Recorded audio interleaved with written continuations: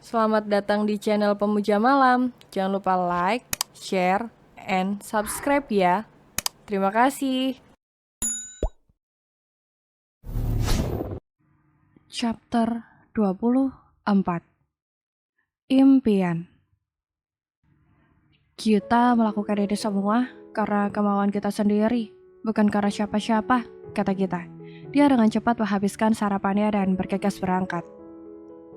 Raka tidak menghabiskan sarapannya. Dia bergegas mengejar kita. Tak, tunggu, panggil Raka. Iya, ada apa? Kita memperlambat langkah kakinya. Kenapa lo bilang begitu sama Kak Kila? Raka, lo gak lihat apa? Kak Kila itu suka sama Kak Gilang. Lalu bagaimana dengan lo? Raka melipat kedua tangannya di dada. Gue baik-baik saja. Memangnya kenapa? Gue sama Kak Gilang kan gak ada hubungan apa-apa. Hanya sebatas pelatihan pacaran, kita tersenyum masam. Mau sampai kapan lo mengalah sama orang lain? Pikirkan kebahagiaan juga. Lo emang paling ngertiin gue. Kita memeluk Raka. Kita duduk di kursi panjang di taman sekolah. Dia mengelus perutnya lagi. Lapar ya? Nih makan, Gilang duduk sambil memberikan bekal. Enggak, gue lagi diet. Kita menolak bekal dari Gilang. Gue tahu, tapi ini menu yang gue siapin buat lo. Jadi setiap hari lo gak akan jajan sembarangan. Gilang membukakan tempat bekal lalu menyodorkan ke arah kita. Sayur doang. Kumamnya pelan namun terdengar sama Gilang. Katanya mau diet, ini juga ada lauknya. Gilang menunjuk ayam. Meskipun diet, Gilang tetap menjamin makanan kita. Dia tetap memberikan lauk. Kita nyengir lalu melahap ya. Lo emang suami idaman tahu. Udah keren, ganteng, pinter, bisa masak pula. Kayak cowok-cowok di drama. Celutuk kita tanpa sadar. Benarkah? Iya, pasti beruntung orang yang bisa menikah dengan lo nantinya. Dan cewek yang menjadi jodohnya itu biasanya ceroboh, konyol, gengsian. Iya nggak? Iya, sepertinya lo suka nonton drama ya. Gue juga heran kenapa di drama itu bisa cewek yang jelek bisa sama cowok yang keren. Padahal kalau di dunia nyata itu tidak ada. Kan gue jadi ingin seperti itu. Bukankah sekarang ini kita seperti di drama?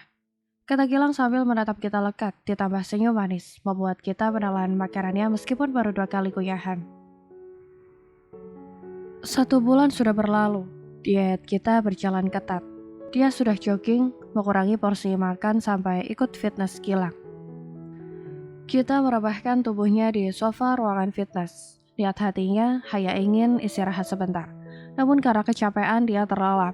Gilang berjalan mendekati kita. Dia tersenyum lalu mengelus rambut kita. Good job tak, kerja keras lo mulai membuahkan hasil. Gilang duduk di lantai sambil mengelus rambut kita. Coklat, pizza, burger, boba, cumi asam manis. Gue mau makan kalian semua. Kita mengigau, hampir 1 bulan dia benar-benar menghindari makanan cepat saji itu. Kedua mata Gilang melebar, lalu terkekeh mendengar kita mengigau semua makanan kesukaannya. Tak, bangun. Gilang membangunkan kita pelan. Kita masih belum beranjak. Bangun yuk, pulang, bisik Gilang pelan sambil mengelus rambutnya lembut. Kita perlahan membuka matanya, samar-samar wajah Gilang mulai terlihat. Senyum Gilang merekah, kita seperti mimpi melihat seorang pangeran seperti di negeri dongeng. Setiap hari gue ketemu Gilang, tapi masih aja jantung gue berdebar keras begini. Mana dia terlihat makin ganteng, batin kita. Ayo bangun, jangan terpesona gitu sama gue, ujar Gilang sambil membantu kita duduk. Siapa yang terpesona? Gue yang terpesona, kata Gilang sambil mengedipkan satu matanya. Dasar genit, udah selesai. Udah, kita cari makan yuk, ajak Gilang. Makan. Kita mengulangi omongan Gilang, takut salah pendengarannya. Iya, makan, Gilang menegaskan. Kita kan habis olahraga, kalau makan nanti lemaknya gak jadi keluar, kata kita. Gilang hanya tersenyum lalu merangkul kita. Kita duduk di teras rumah sambil mendengarkan musik. Dia teringat pembicaraan dengan Gilang. Tak, gue mohon pujuk Gilang untuk datang ke ulang tahun gue. Kalau dikasih undangan juga bakalan dateng kan? Kak, nggak perlu gue bujuk juga. Jawab kita enteng. Gue mau mengadakan dansa di pesta gue ini sebelum gue ganti status menjadi mahasiswa. Memangnya penting kak? Sejak kapan sih kakak jadi aneh-aneh begini? Kayak bukan Kak Kila aja. Kita merasa aneh dengan Kila. Gue cuma ingin mimpi gue terwujud tak? Gue ingin sekali sebelum menjadi mahasiswa, pesta gue meriah dan gue bak seorang putri. Lo tahu kan itu? Kila memandang kita. Ah, mimpi waktu sekolah dasar itu. Terus gue harus apa? Bujuk Gilang mau jadi pangeran semalam gue. Gue ingin sekali dansa sama dia. Jadi besok di malam perpisahan sekolah, gue ada pasangannya karena udah latihan. Kila sangat berharap kita mau mengabulkan permintaannya. Kenapa harus Kak Gilang? Tanya Gita. Karena gue suka sama dia sejak dulu. Kila jujur. Kenapa baru sekarang kakak mengakuinya? Kita merasa hatinya tertusuk-tusuk duri mendengar pengakuan Kila. Sedangkan dirinya masih takut mengakui perasaannya. Karena sebentar lagi gue lulus dan belum tentu bisa mempunyai kesempatan untuk menyatakannya. Kita mengacak-ngacak rambutnya karena merasa frustasi memikirkan permintaan kakak perempuannya itu. Kit, kenapa lo bengong? Tanya Farah. Gue lagi bingung, jawab kita sambil melihat ke arah Farah lalu Anita. Masalah Devan ngejar lo lagi? Bukan Nit, ini lebih ribet daripada itu. Bahkan gue sudah tidak memiliki perasaan apa-apa lagi sama dia. Bagus deh kalau sudah tidak ada perasaan lagi, kata Anita sambil mengangkat 2 jempolnya. Terus masalah lo apa? Kak Gilang mau di ulang tahunnya nanti ada pesta dansanya dan mau Kak Gilang yang jadi partnernya. Apa? Gila aja permintaan kakak lo. Anita menggelengkan kepala. Kak Gila dari dulu suka sama Kak Gilang, tapi dia tidak berani mengungkapkan.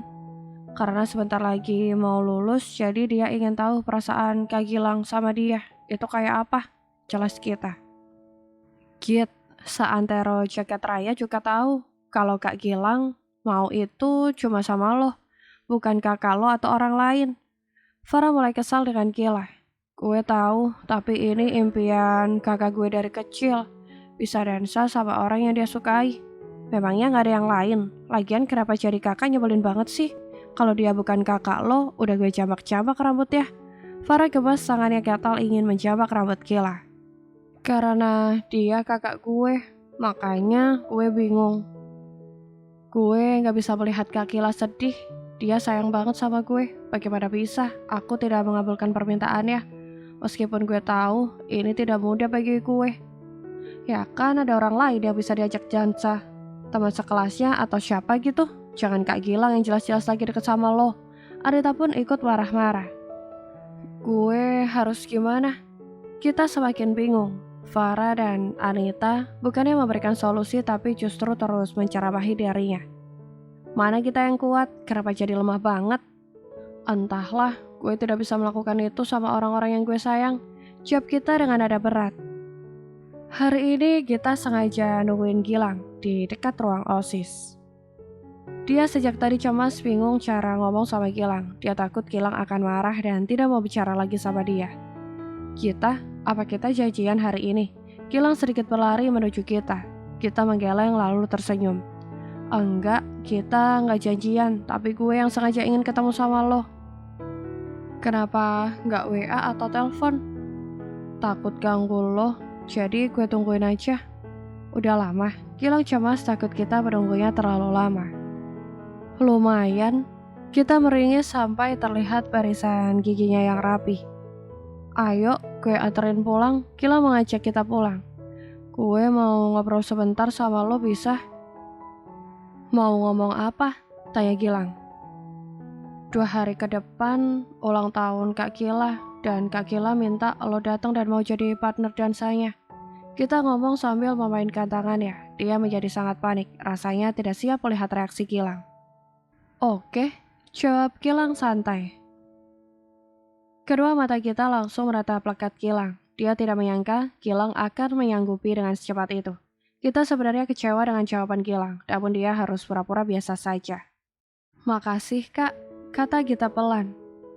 Ada rasa penyesalan yang menyelimuti kita. Jawaban Gilang yang masih terngiang di kepala membuat dia tidak tidur nyenyak. Makan tak enak. Kita, gue, Farah sama Anita boleh masuk gak? Iya, masuk aja. Lo kok belum dandan? Acaranya kan sebentar lagi mau dimulai. Iya, Nit. Gue bingung gimana dandannya. Lo tahu sendiri kan, gue gak bisa dandan. Kita berhenti mencari pakaian dan memilih duduk bersama kedua sahabatnya. Kit, buruan deh duduk sini. Anita meminta kita duduk di depan cermin. Ngapain? Tanya kita. Gue bakal buat semua orang terpanah sama lo malam ini. Anita mengeluarkan peralatan make up-nya. Biar gue yang pilihin bajunya. Farah langsung mengeluarkan semua baju dari lemari. Lo yang bener dandaninnya gue, jangan kayak badut. Iya kita sakuin lo diem aja, biarkan tangan gue membuat keajaiban buat lo. Kita memejamkan matanya, dia ngantuk. Anita gak selesai-selesai menandaninya. Ini bocah, didandani malah tidur. Farah menggelengkan kepala. Biarin aja, anteng jadinya kalau dia gak tidur, ribut, gak mau pakai ini, gak pakai itu. Iya juga, gimana, baju ini bagus gak? Farah mengangkat gaun warna hitam. Kekecilan gak sih itu? Kita kan belum langsing banget, Anita nyengir. Ini aja, gimana warna putih? Nanti kasih sabuk. Farah menunjukkan gaun warna putih dengan pita hitam di lengan sama sabuk warna hitam. Oke, boleh. Anita melanjutkan merias kita. Udah kelar belum? Udah mau mulai tuh.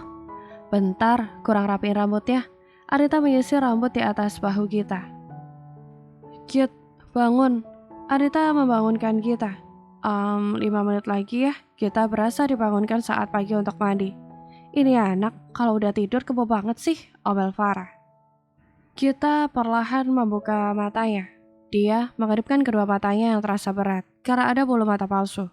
Dia melihat Farah dan Anita tersenyum. Far, Nit, bisa ambilin cermin kecil di atas meja situ nggak? Kata kita tanpa bergerak. Dia terus menatap lurus ke cermin sambil memegangi pipinya. Buat apa? Itu kan udah ada yang besar, ujar Farah. Kok di kaca gak ada gue? Takutnya gue udah N, katanya. Otaknya konslet nih, itu di kaca ada bayangan kita bertiga. Beneran, itu yang tengah gue. Kita meratap Farah lalu Anita. Ya iyalah, itu loh, masa Cinderella pakai sepatu kaca? Udah, buruan ganti bajunya. Farah memberikan bajunya. Gila, ini mah berasa gue ngaca sama Cinderella emang. Masa gue bisa seperti ini? Kita masih terpesona dengan dirinya sendiri. Gimana hasil makeover gue? Keren kan? Anita menggerakkan kedua alisnya sambil senyum-senyum. Lo emang jago Nit, sayang lo belum punya pacar, ujar kita sambil tertawa. Laga lo, emangnya lo udah punya pacar? Ada Kak Gilang. Bleh. Kita melet. Gaya lo, beraninya ngomong juga sama kita-kita doang. Coba ngomong langsung, berani nggak? Tantang Anita. Oh, tentu saja tidak berani, kata kita sambil tertawa. Udahlah Nit, kita mah bisanya ngaku-ngaku, halu doang. Bodo amat. Wahai para gadis, buruan keluar, pesta sudah mau dimulai, seru Raka. Oke, Farah lari membuka pintu. Kak, gue bakalan tunjukin sesuatu sama lo. Apaan? Tutup mata lo dulu. Kenapa harus tutup mata? Lo mau kasih surprise gue, terus nyatain cinta sama gue. Gak perlu, gue udah punya cewek, kata Raka pede. Bersambung.